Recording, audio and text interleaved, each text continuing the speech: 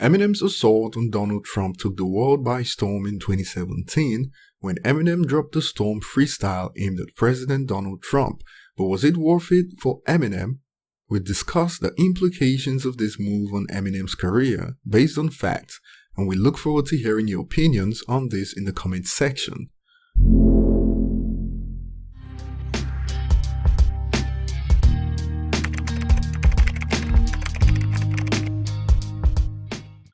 Ironically, Eminem's The Storm freestyle raised the dust, but now that the dust has settled and we have the facts to go by, let's see if it was worth it for Eminem from a social and commercial point of view, which is where the facts lie.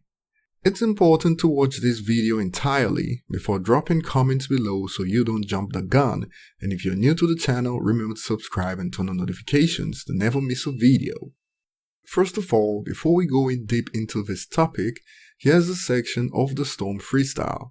But we better give Obama props, cause what we got in office now's a kamikaze that'll probably cause a nuclear holocaust. Notice how Eminem name drops what will become the title of his next album, even before Revival released, and this was all coincidental, since Eminem certainly didn't know that media journalists were going to receive Revival poorly. Now we start with the commercial implications of Eminem dissing Trump. We're starting with the commercial implications because Eminem has always been a commercial powerhouse in the music industry, which is an anomaly for a hip-hop artist that's also considered an elite rapper at his core. So did dissing Trump hurt Eminem's commercial performance? The answer is yes, especially in the United States. We've all heard news about how Revival performed in the United States, and if you believe it was because of negative reviews from media journalists, then I can assure you you're dead wrong, since media journalists have panned most of Eminem's albums from the very start, including the classics that were re-rated years later. So now that you know you're wrong, let's move on. Coming from Eminem's MMLP2 album that sold a whopping 1.22 million copies worldwide on its release week, according to Media Traffic estimates, Revival was Eminem's lowest first-week sales since his career began under a major label, and was even outperformed by the Slim Shady LP in its first week that released in 1999. From 1.22 million first week with MMLP2, Revival dropped to 602,000 copies sold first week. That's a 50% decline in first-week sales worldwide, and the major reason for this were the numbers from the United States that were low. Now compared to other rappers, Revival's numbers are insane, but for Eminem, this was a career low. For reference, even Relapse, Eminem's previous least successful album before Revival, sold over 1 million copies worldwide on its release week, so based on the immediate commercial impact, Eminem wasn't lying when he said he slashed his fan base in half and still outsold other rappers.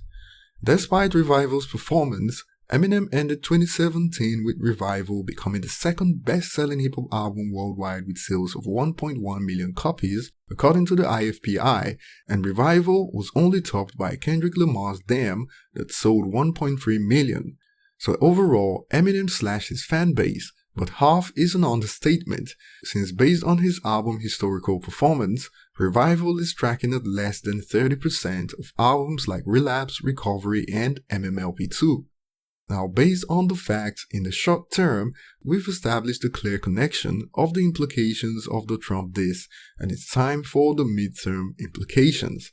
I say midterm because of how soon Kamikaze released after Revival, and although Kamikaze showed an upward trend compared to Revival, there's still some bad blood left, and here are the facts to support this.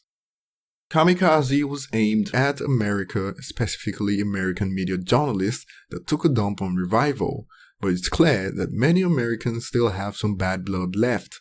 Kamikaze opened in the United States with sales of 434,000 equivalent units sold, and this was a step up from Revival that opened with 267,000 equivalent album units in the United States. But despite this improvement, Kamikaze's performance in the United States was a far cry from the usual from Eminem that ranged from nearly 2 million to 700,000 first week based on the performance of older albums. In fact, 700,000 was a safe bet for Eminem albums after his big years, but as you can see, 434,000 shows that around 60% of his sales are missing. But on the contrary, Eminem still ended up having the best-selling hip-hop album of 2018 despite losing a minimum of 60% of his usual sales. In addition, the surprise strategy of Kamikaze didn't help Kamikaze outside the United States as much, and the album opened with worldwide first-week sales of 633,000 equivalent units sold, which is 31,000 more than Revival. It's important to add this just to show you how the surprise strategy and the lack of physical copies available day one hurt Kamikaze's sales outside the United States. Kamikaze sold 199,000 equivalent units in major markets outside the United States compared to Revival that sold 335,000 outside the United States, but in roughly 4 months, Kamikaze outsold Revival worldwide thanks to stronger US sales this time around, but there's certainly still some bad blood left. Now that we have broken down the facts, let's talk about the social implications, and since this will be heavily based on opinions, this is where I'd love you guys to comment and tell us what you think about Eminem dissing Trump. Socially, based on the fact that hip-hop saved Eminem's life and that hip-hop is predominantly black, it is common sense to expect Eminem to speak up for the people he believes are oppressed by people like Trump. It's what's expected of every decent human being to stand up for what's right, but then again, the media chooses what to report and are notorious for blowing things out of proportion to confirm their bias. A recent example is the case of Empire star Jussie Smollett that tried to play the race and the victim card both at once, and we all know how media journalists love this story because it confirmed their bias against Trump and his supporters until it turned out false. Nonetheless, the main question remains for you guys to answer. Was it worth it for Eminem to risk his career by dabbling in politics the way he did at a time when Americans were on the edge politically? From a business point of view and in the short term, it's been not so great, but what about socially? There's a lot to discuss, but one thing this shows us is that even if Eminem's career stats were slashed by 50%, he still will be the best-selling rapper of all time globally, without a doubt. Thanks for watching, feel free to leave your thoughts below, and don't forget to subscribe if you enjoyed this.